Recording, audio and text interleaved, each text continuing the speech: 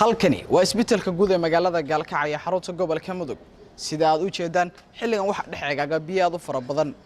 waxana biyahan ay kala xireen sida ay isku gudbi lahaayeen dhaqaatiirtii waliba shaqaalaha ka howlgala qeybaha kala duwan ee isbitaalka iyo bukaanka isbitaalka loo adeegi lahaa agaasimaha isbitaalka guud ee magaalada Gaalkacyo Dr. Maxamed Xuseen Aadan ayaa faahfaahin ka bixinaya qeybaha isbitaalka xilligan biyaha fadhiyaan sida aad u jeedaan raxmadda Ilaahay baa Ilaahayna siiyay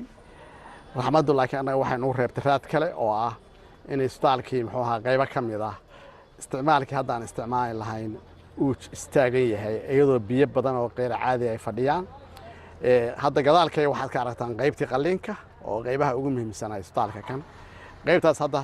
bukaanadii iyo dadkii shaqaalaha waa kala go'an yihiin waxaan isticmaalnaa kabaha budadka waaweyn iyaga ruuxda xataa biyihii waa ka dheeraadeen oo waa la gelayaan marka culayska noocaasa ayaana saaran oo runtii abuuraya accesskii in la gaaro bukaankii in la gaaro shaqaalihii inay shaqadii u tagaan halkaas marka daryeelka caafimaadka ayaa wax gaarayaan hadda gadaalkay waxaad ka aragtaan isla isbitaalkii guud ee magaalada Gaalkacyo qaybtiisii bukaan socod eegtada biyihii marka saa gadaalkay wajeedaanba way fadhiyaan taas marka waxa abuuraysaa hooyooyinkii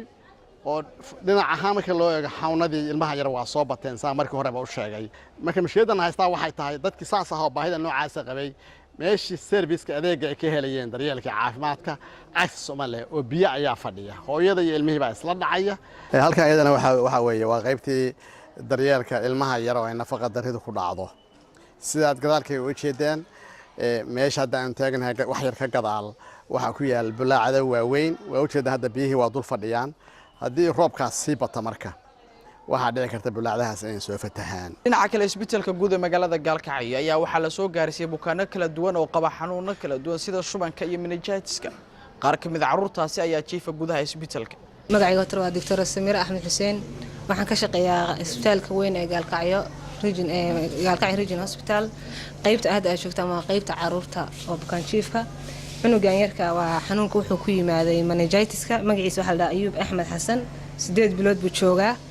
waxa laga keenay degmada Booq baa laga keenay kilinka shanaad markuu noo yimaanayay wuxuu lahaa naqaskan waa ku dhaganaa gariirna wuu lahaa iyo shaqana tiro badan oo lahaa waxna ma cunaynin markaan diagnose gareynay marka hada waxa xanuunka meningitis-ka oo hada ka dilaacay wadanka baanu ka helnay daawooyinkiisa wixii uu qaatay hadda wuxuu ku jiraa muddo ah 10 bari buu joogaa ma sha Allah uu ka soo fiicnaanaya uu fiican yahay 14 bari daawo ah baa qaadanayay oo cirbada ah Cabdullaahi Yare TV-ga idaacadda SBC magaalada Gaalkacyo